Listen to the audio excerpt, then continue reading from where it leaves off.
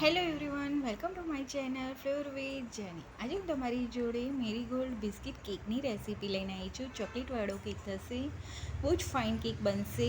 વિડીયોને છેલ્લે સુધી જોજો. અને જો તમે લોકો હજી સુધી મારી ચેનલને સબસ્ક્રાઈબ ના કરી હોય તો કરી લેજો, એટલે બધા વિડીયો તમે લોકો મારા રેગ્યુલર જોઈ શકો.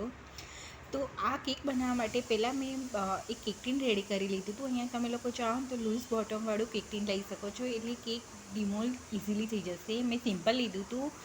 બટર પેપર ઓઇલથી ગ્રીસ કરી બટર પેપર લગાવી લીધું હતું. હવે આવા મેરી બિસ્કિટ મેં લઈ લીધા હતા. અહીંયા તમે લોકો ડાયજેસ્ટિવ બિસ્કિટ, પાર્લેજી બિસ્કિટ, કોઈ બી બિસ્કિટ લઈ શકો છો. મેં મેરીગોલ્ડ બિસ્કિટ લીધા હતા. પાર્લેના 37 જેટલા બિસ્કિટ લીધા હતા. તેને આવી રીતે જૂના હાથથી ટુકડા કરી લેવાના છે. ઝીણા ટુકડા કરવાના છે, હાથથી જ કરવાના છે, ક્રશ નથી કરવાના. હવે એક વાસણમાં હાફ કપ દૂધ લેવાનું છે, 1/4 કપ જેટલો કોકો પાવડર એડ કરવાનો છે, એક કોફીનું 2 રૂપિયાવાળું પાઉચ એડ કરવાનું છે, કોફી પાવડર થોડો, હાફ કપ સુગર એડ કરવાની, ખાંડ એડ કરવાની છે. અને તેને પહેલાં બધું મિક્સ કરી લેવાનું છે. વિસ્કરની મદદથી પહેલાં મિક્સ કરી લેવાનું અને પછી ગરમ કરી લેવાનું છે. લો ટુ મીડિયમ ફ્લેમ પર તેને ગરમ કરી લેવાનું છે. થોડું ગરમ થાય ને પછી થોડીક ચોકલેટ મેં એડ કરી હતી. મેં આશરે જ ચોકલેટ લીધી હતી. અહીંયા ડાર્ક ચોકલેટ તમે લોકો લઈ શકો છો. મેં મિલ્ક ચોકલેટ લીધી હતી. રૂમ ટેમ્પરેચરવાળી લેવાની, એટલે જલ્દી ઓગળી જશે. થોડું ગરમ થાય પછી તેમાં 80 ગ્રામ જેટલી બટર એડ કરવાનું છે.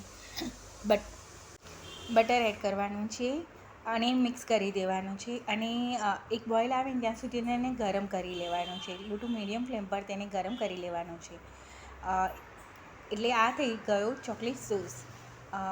હવે આ ચોકલેટ સોસ ગરમ જ જે આપણે બિસ્કિટ કટ કર્યા હતા ને હાથથી, તેમાં બધું એડ કરી દેવાનું છે અને મિક્સ કરી દેવાનું છે. પહેલાં સ્પેચ્યુલાની મદદથી મિક્સ કરી દેવાનું અને તેને કેક ટીનમાં ટ્રાન્સફર કરી દેવાનું છે. આવી રીતે મિક્સ કરી બધું અને કેક ટીનમાં ટ્રાન્સફર કરી દેવાનું અને એક લેયર સેટ કરી દેવાની.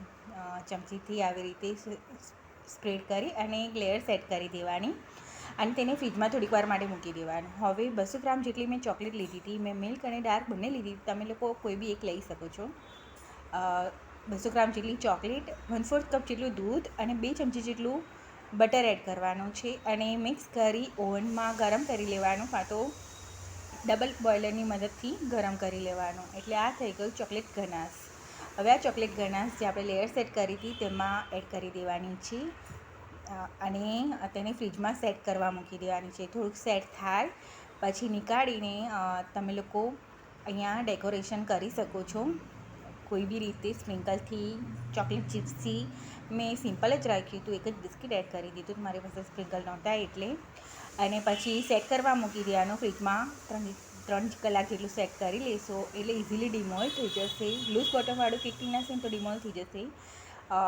મેં આવી રીતે કટ કરી લીધું હતું અને પીસીસમાં તો બી નીકળી જતા હતા, બટર પેપર લગાવેલું હતું એટલે.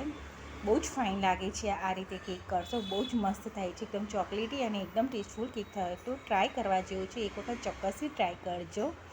અને જો મારો વિડીયો ગમે તો મારી ચેનલને લાઈક, સબસ્ક્રાઈબ કરવાનું ના ભૂલતા. Thank you for watching.